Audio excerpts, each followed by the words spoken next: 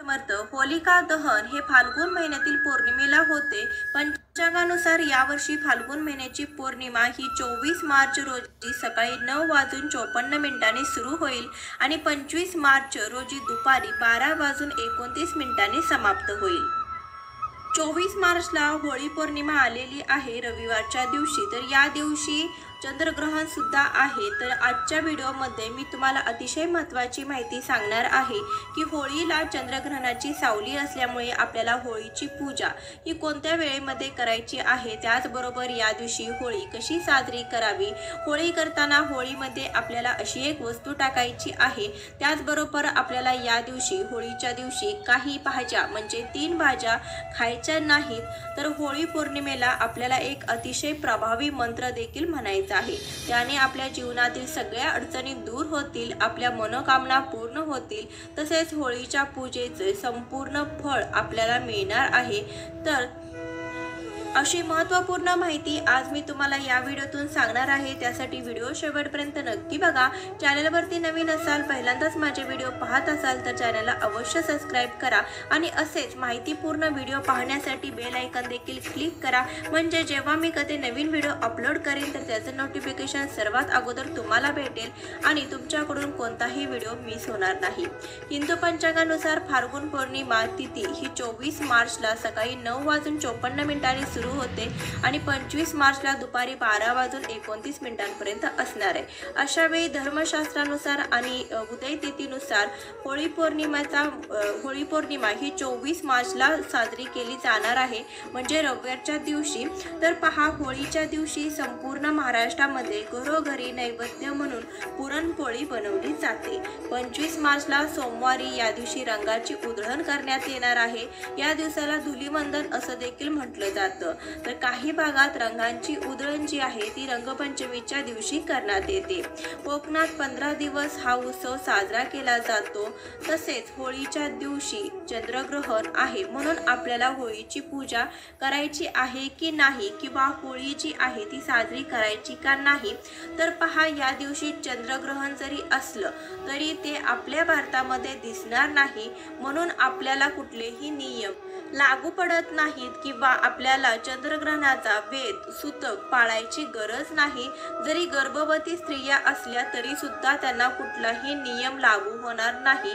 प्रत्येक वर्षी आपण ज्याप्रमाणे होळी साजरी करतो त्याच प्रकारे तुम्हाला ही होळी साजरी करायची आहे. जे चंद्रग्रहण आहे तर ते भारत सोडून इतर देशांमध्ये म्हणजे स्पेन, ऑस्ट्रेलिया, अटलांटिका या देशांमध्ये चंद्रग्रहण दिसणार आहे. आपल्या भारतामध्ये दिसणार नाही, त्यामुळे कुठलाही नियम आपण पाळण्याची गरज नाही. तर होळी आहे, तर या दिवशी होळी दहनाचा जो शुभ मुहूर्त आहे तो पंचांगानुसार 24 मार्चला रात्री 11:31 चालू होणार आहे आणि रात्री 12:27 असणार आहे. तर आपल्याला पूजा देखील याच वेळेत करायची आहे. यावर्षी आपल्याला होळी दहनाचा जो मुहूर्त आहे, जी वेळ आहे, तो फक्त 1 तास 14 मिनिटाचा आहे. त्यामुळे आपल्याला होळीची पूजा आहे ती याच वेळेमध्ये करायची आहे. होळीची पूजा करण्यासाठी आपल्याला जे साहित्य लागणार आहे ते म्हणजे कच्चा कापूस, गूळ, फुलं, हार, रोळी, गुलाल, त्याचबरोबर हळद, भांड्यात पाणी, त्याचबरोबर नारळ, बत्ताशा, गव्हाचे झुमके, ऊस इत्यादी गोष्टी आपण ह्या होळीच्या पूजेमध्ये साहित्यामध्ये वापरणार आहोत. तर आपल्याला होळीची पूजा करण्यासाठी ज्या गोष्टी लागतात त्या साधारण वेगवेगळ्या ठिकाणी काही परंपरा असतात. प्रत्येक गावाच्या वेगवेगळ्या परंपरा असतात, त्यानुसार या वस्तूमध्ये बदल देखील होतो. आता तुमच्याकडे जशी प्रथा असेल त्या प्रथेनुसार तुम्हाला या वस्तू घ्यायच्या आहेत आणि होळीची पूजा करायची आहे. आपल्याला या होळीमध्ये अशी एक वस्तू टाकायची आहे, जी वस्तू तर आपण होळीमध्ये टाकली तर पहा, आपल्या घराची प्रगती होते, आपल्या घरामध्ये सुख, शांती, समृद्धी ही नांदत असते. आपल्या घरातील क्लेश, भांडणे, नकारात्मकता ही सुद्धा दूर होते. तर पहा, तुम्ही बऱ्याच वेळा बघितलं असेल की होळीमध्ये नारळ टाकलं जातं, परंतु हा नारळ टाकताना अनेक प्रकारच्या चुका करतात. असतात, तर आपल्याला जो नारळ आहे तो नारळ सुका नारळ घ्यायचा आहे, कारण की होळीमध्ये पाणी असलेला नारळ टाकत नाही, त्यासाठी आपल्याला पाणी नसलेला नारळ हा होळीमध्ये टाकायचा आहे. किंवा तुम्ही खोबऱ्याची वाटी देखील टाकू शकता. होळीमध्ये नारळ टाकल्यामुळे आपल्या घरातील सगळ्या कटकटी, क्लेश, भांडणे, नकारात्मकता नष्ट होते. त्यासाठी आपल्याला होळीमध्ये नारळ टाकायचा आहे. नारळ हा बिन सोललेला टाकायचा, सोललेला नारळ टाकायचा नाही. याशिवाय बरेच जण ऊस देखील होळीमध्ये टाकतात, तर ऊस टाकत असताना ऊसाला वरची हिरवी देठ असतात, त्यासहित ऊस आपल्याला घ्यायचा आहे. ऊसाचं दांडकं किंवा वाळलेला ऊस, ऊसाचा तुकडा आपल्याला टाकायचा नाही. पूर्ण ऊस आपल्याला ह्या होळीमध्ये टाकायचा आहे.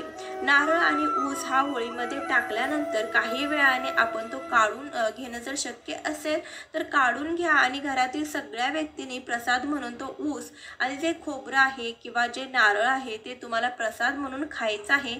यामुळे आपल्यावरती होळी देवतेची कृपा आपल्या कुटुंबावरती, आपल्या कुटुंबातील व्यक्तींवरती होत असते. आपल्या घरातील रोगराई देखील निघून जाते आणि घरामध्ये अखंड लक्ष्मी नांदते. तर घरामध्ये एकोपा टिकून राहतो, घरातील क्लेश, भांडणे दूर होतात. त्यामुळे तुम्हाला होळीमध्ये या 2 वस्तू टाकायच्या आहेत आणि होळी पेटल्यानंतर काही वेळानंतर तुम्हाला या बाहेर काढून घ्यायच्या आहेत आणि घरातील सर्वांनी प्रसाद म्हणून ग्रहण करायचं आहे. त्याचबरोबर या दिवशी आपल्याला काही नियम देखील पाळायचे आहेत. या दिवशी चुकूनही काही भाज्या तर आपल्याला खायच्या नाहीत. तर यामध्ये सर्वात महत्त्वाची गोष्ट म्हणजे या दिवशी आपल्याला चुकूनही आपल्याला मद्यपान करायचं नाही, मांसाहार करायचं नाही. अंडी, मांस, मासे, मटण, चिकन असे पदार्थ आपल्याला या दिवशी खायचे नाहीत. तर या दिवशी सकाळी सुद्धा तुम्हाला मांसाहार करायचा नाही किंवा सुद्धा तुम्हाला या पदार्थांचं सेवन करायचं नाही.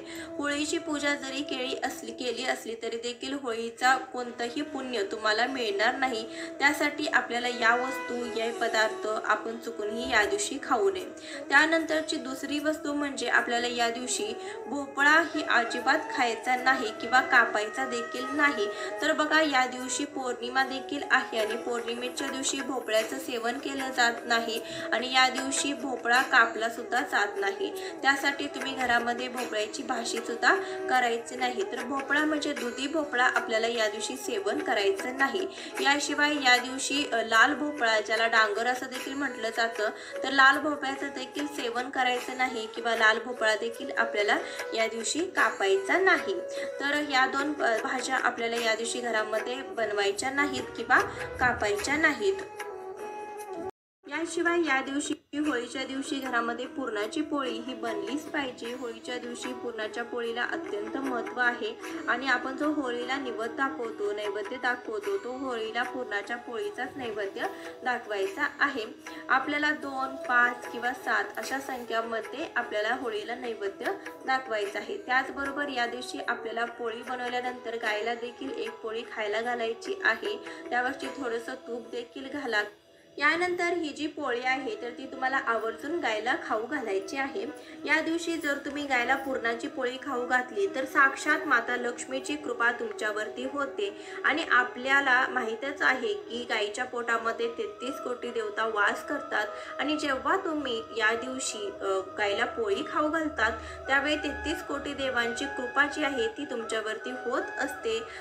तुमच्या सगळ्या मनोकामना देखील पूर्ण होत असतात. यामुळे या दिवशी आवर्जून आपल्याला गाईला एक पोळी खाऊ घालायची आहे. मग गाई तुमची स्वतःची असेल किंवा शेजारची असेल किंवा गोशाळेत जाऊन देखील तुम्ही गाईला ही पोळी खायला घालू शकता. याशिवाय होळीच्या दिवशी आपल्याला काही मंत्र देखील म्हणायचे आहेत. तर काही मंत्राचा जप देखील तुम्ही ह्या पूजा करताना, होळीची पूजा करताना केला तर नक्कीच होळीच्या देवतेची कृपा तुमच्यावरती होत असते. होळीची पूजा करत असताना तुम्हाला ओम होलिकाय नमः या मंत्राचा जप करायचा आहे. याशिवाय भक्त प्रल्हादासाठी तुम्हाला ओम प्रल्हादाय नमः या मंत्राचा जप करायचा आहे.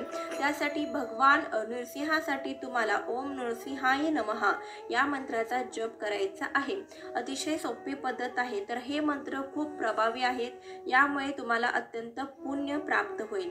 या दिवशी तुम्हाला मासिक धर्म असेल, सुतक असेल तर तुम्हाला होळीची पूजा करता येणार नाही, परंतु तुम्हाला जे काही मंत्र सांगितलेले आहेत त्या मंत्राचा तुम्ही जप करू शकता. त्यामुळे नक्कीच तुम्हाला पूजेचं पूर्ण फळ हे मिळू शकतं. आजच्या व्हिडिओमध्ये आपण होळीचा शुभ मुहूर्त, होळी कशी साजरी करावी, होळीला चंद्रग्रहण पाळावे की नाही, त्यानंतर होळीला कोणता नैवेद्य दाखवावा, या दिवशी कोणत्या 2 वस्तू पूर्णपणे वर्ज कराव्यात, अशी बरीचशी माहिती आज या व्हिडिओतून मी तुम्हाला सांगितली आहे. व्हिडिओ कसा वाटला हे कमेंटद्वारे नक्की सांगा. चॅनलवर नवीन असाल, पहिल्यांदाच माझे व्हिडिओ पाहत असाल, चॅनलला अवश्य सबस्क्राईब करा. भेटूया अशाच एखाद्या नवीन व्हिडिओसोबत. तोपर्यंत श्री स्वामी समर्थ. जय जय स्वामी समर्थ.